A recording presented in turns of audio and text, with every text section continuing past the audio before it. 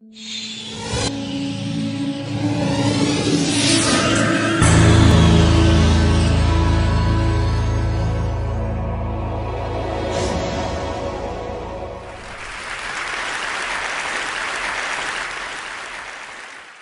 morning. How are you? It's been great, hasn't it? I've been blown away by the whole thing. In fact, I'm leaving.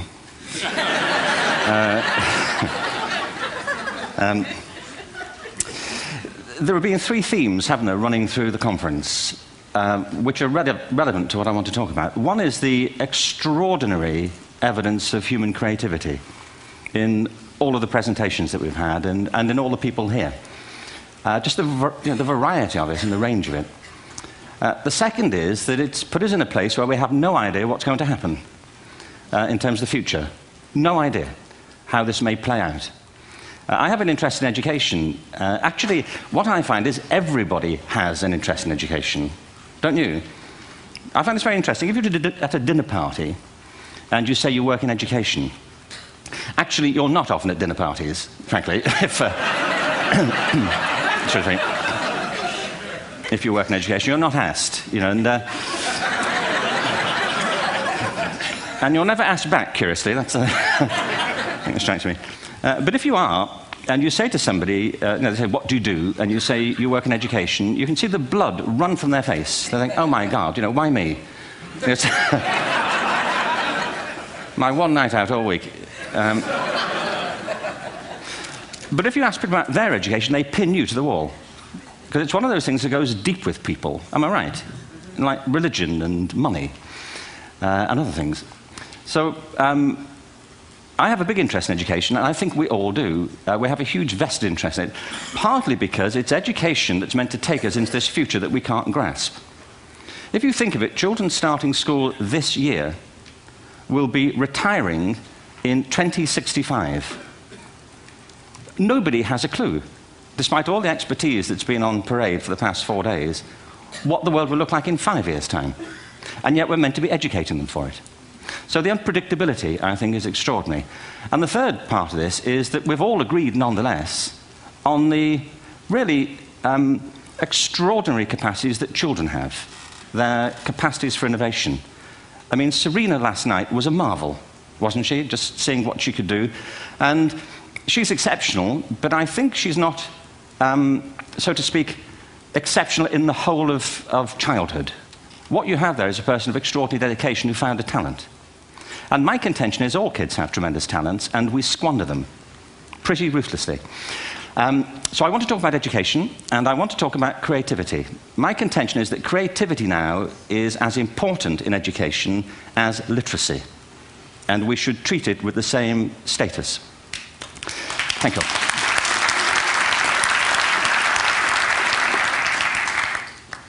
That was it, by the way. Thank you very much.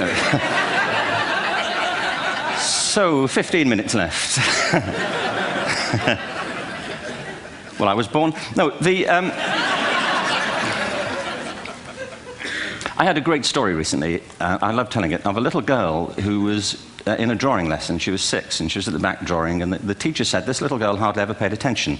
And in this drawing lesson, she did. And the teacher was fascinated. She went over to her and she said, "What are you drawing?" And the girl said, "I'm drawing a picture of God." And the teacher said, "But nobody knows what God looks like." And the girl said, "They will in a minute."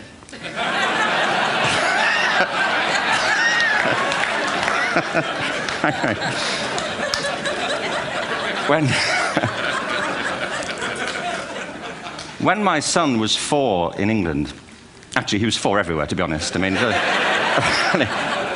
if we're being strict about it, wherever he went, he was 4 that year. But he was in the Nativity play. Do you remember the story?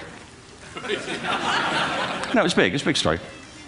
Mel Gibson did the sequel. You may have seen it. I don't know. It was Nativity 2. But James got the part of Joseph, which we were thrilled about. We consider this to be one of the lead parts. We had the place crammed full of agents and T-shirts, you know. James Robinson is Joseph. He didn't have to speak, but you know the bit where the 3 kings come in? They come in bearing gifts, and they bring gold, frankincense, and myrrh. This really happened. We're sitting there, and they, I think, just went out of sequence. Because we talked to the little boy afterwards and said, you know, are you okay with that? And they said, yeah, why was that wrong? They just switched, I think that was it. Anyway, the three boys came in, little 4-year-olds with tea towels on their heads, and they put these boxes down. The first boy said, "I bring you gold." And the second boy said, "I bring you mare." And the third boy said, "Frank sent this."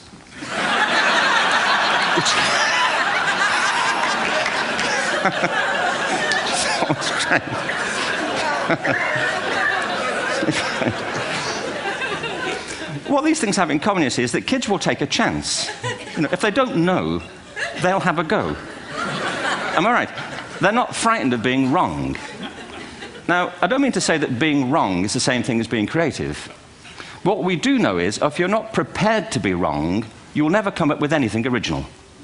If you're not prepared to be wrong.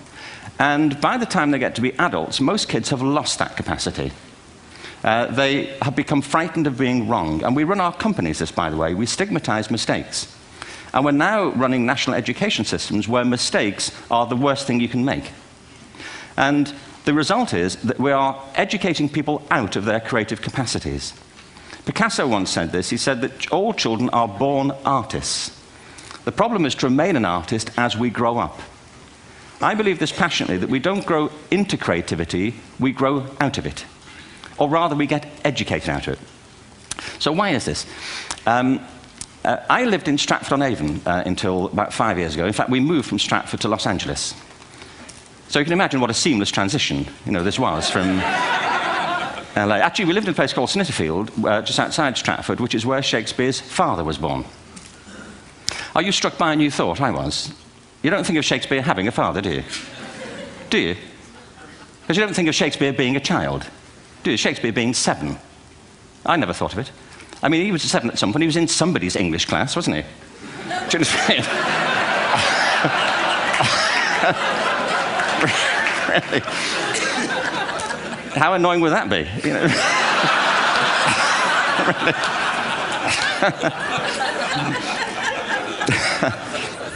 Must try harder.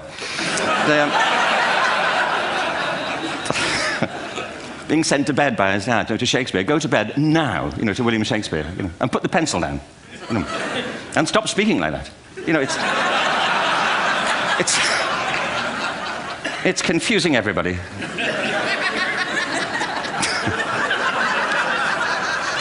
Anyway,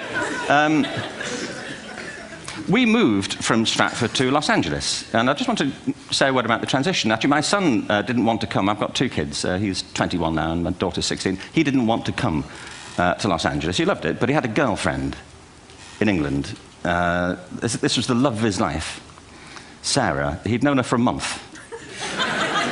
Mind you, they'd had their 4th anniversary by then, because it's a long time when you're 16. Anyway, he was really upset on the plane. He said, "I'll never find another girl like Sarah." And we were rather pleased about that, frankly, because she was...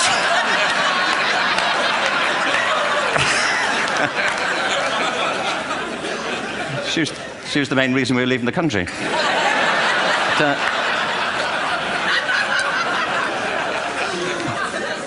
But something strikes you when you move to America and when you travel around the world. Every education system on Earth has the same hierarchy of subjects. Everyone, doesn't matter where you go. You think it would be otherwise, but it isn't. At the top are mathematics and languages, then the humanities, and at the bottom are the arts, everywhere on Earth. And in pretty much every system, too, there's a hierarchy within the arts. Art and music are normally given a higher status in schools than drama and dance. There isn't an education system on the planet that teaches dance every day to children the way we teach them mathematics. Why? Why not? I think this is rather important. I think maths is very important, but so is dance. Children dance all the time if they're allowed to. We all do. We all have bodies, don't we? You know, did I miss a meeting? I mean, I think... Truthfully, what happens is, as children grow up, we start to educate them progressively from the waist up. And then we focus on their heads, and slightly to one side. If you were to visit education as an alien and say, what's it for, public education, I think you'd have to conclude, if you look at the output, you know, who really succeeds by this? Who does everything they should? Who gets all the brownie points? You know, who are the winners? I think you'd have to conclude the whole purpose of public education throughout the world is to produce university professors. Isn't it? They're the people who come out the top. And now, I used to be one. So there, you know. And I like university professors, but, you know, we shouldn't hold them up as the high watermark of all human achievement. They're just a form of life. You know, another form of life. But they're rather curious, and I say this out of affection for them. There's something curious about professors. In my experience, not all of them, but typically, they live in their heads. They live up there, and slightly to one side. They're disembodied, you know, in a kind of literal way. You know, they look upon their body as a form of transport for their heads. You know, it's... Don't they? It's a way of getting their head to meetings.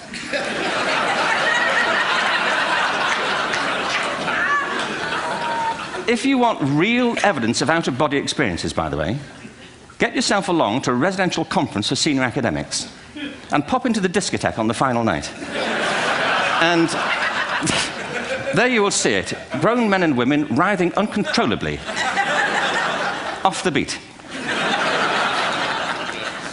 Waiting to it ends so they can go home and write a paper about it. Now, our education system is predicated on the idea of academic ability. And there's a reason. The whole system was invented around the world. There were no public systems of education really before the 19th century. They all came into being to meet the needs of industrialism. So the hierarchy is rooted on two ideas. Number one, that the most useful subjects for work are at the top. So you were probably steered benignly away from things at school when you were a kid, things you liked, on the grounds you would never get a job doing that. Is that right? Don't do music, you're not going to be a musician. Don't do art, you won't be an artist. Benign advice. Now, profoundly mistaken. The whole world is engulfed in a revolution. And the second is academic ability, which has really come to dominate our view of intelligence because the universities designed the system in their image. If you think of it, the whole system of public education around the world is a protracted process of university entrance. And the consequence is that many highly talented, brilliant, creative people think they're not, because the thing they were good at school wasn't valued or was actually stigmatized. And I think we can't afford to go on that way. In the next 30 years, according to UNESCO, more people worldwide will be graduating through education than since the beginning of history. More people. And it's the combination of all the things we've talked about, technology and its transformational effect on work, and demography and the huge explosion in population. Suddenly, degrees aren't worth anything. Isn't that true? When I was a student, if you had a degree, you had a job. If you didn't have a job, it's because you didn't want one. And I didn't want one, frankly. So, but now, kids with degrees are often heading home to carry on playing video games. Because you need an MA, where the previous job required a BA, and now you need a PhD for the other. It's a process of academic inflation, and it indicates the whole structure of education is shifting beneath our feet. We need to radically rethink our view of intelligence. We know three things about intelligence. One, it's diverse. We think about the world in all the ways that we experience it. We think visually, we think in sound, we think kinesthetically, we think in abstract terms, we think in movement. Secondly, intelligence is dynamic. If you look at the interactions of a human brain, as we heard yesterday from a number of presentations, intelligence is wonderfully interactive. The brain isn't divided into compartments. In fact, creativity, which I define as the process of having original ideas that have value, more often than not, comes about through the interaction of different disciplinary ways of seeing things. The brain is intentionally, by the way, there's a shaft of nerves that joins the two halves of the brain called the corpus callosum. It's thicker in women. Following on from Helen yesterday, I think this is probably why women are better at multitasking. Because you are. Aren't you? There's a raft of research, but I know it from my personal life. If my wife is cooking a meal at home, which is not often, thankfully, but you know, if she's doing... No, she's good at some things. But if she's cooking, you know, she's dealing with people on the phone, she's talking to the kids, she's painting the ceiling, you know, she's doing open heart surgery over here. If I'm cooking, the door is shut, the kids are out, the phone's on the hook. If she comes in, I get annoyed. I say, Terry, please, I'm trying to fry an egg in here. You know,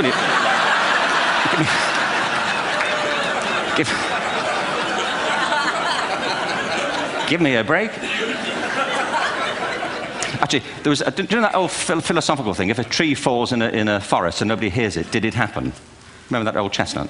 I saw a great T-shirt, really, recently, which said, if a man speaks his mind in a forest and no woman hears him, is he still wrong?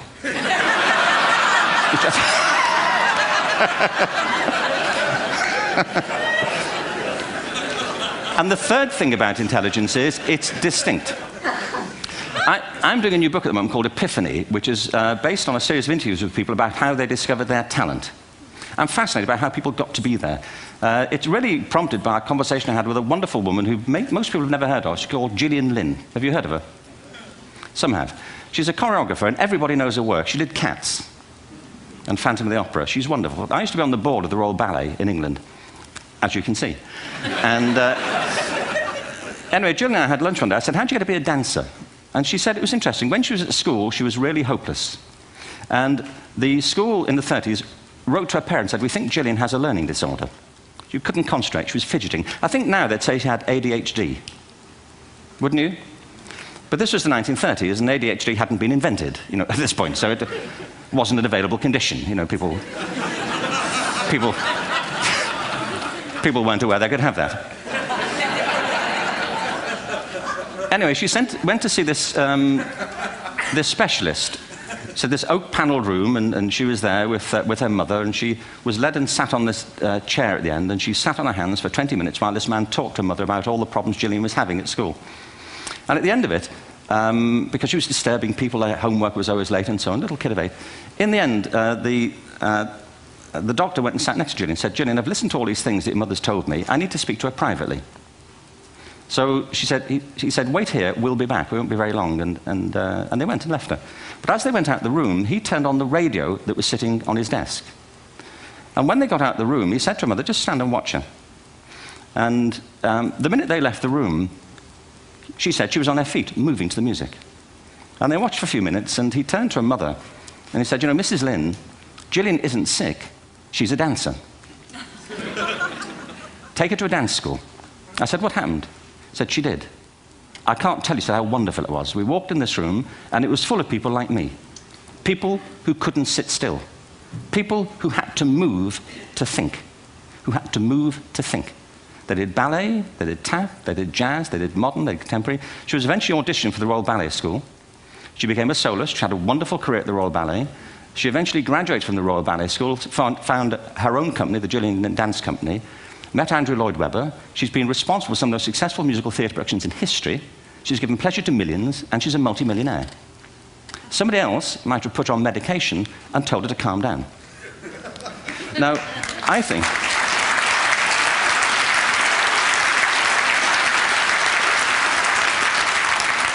What I think it comes to is this. Al Gore spoke the other night about ecology and the revolution that was triggered by Rachel Carson.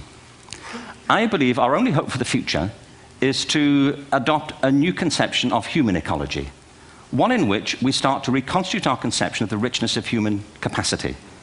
Our education system has mined our minds in the way that we've strip-mined the earth for a particular commodity, and for the future, it won't serve us. We have to rethink the fundamental principles on which we're educating our children. There was a wonderful quote by Jonas Salk, who said, if all the insects were to disappear from the earth, within 50 years, all life on earth would end. If all human beings disappeared from the earth, within 50 years, all forms of life would flourish. And he's right. What TED celebrates is the gift of the human imagination. We have to be careful now that we use this gift wisely and that we avert some of the scenarios that we've talked about. And the only way we'll do it is by seeing our creative capacities for the richness they are and seeing our children for the hope that they are. And our task is to educate their whole being so they can face this future. By the way, we may not see this future, but they will. And our job is to help them make something of it. Thank you very much. Bravo. Here, here.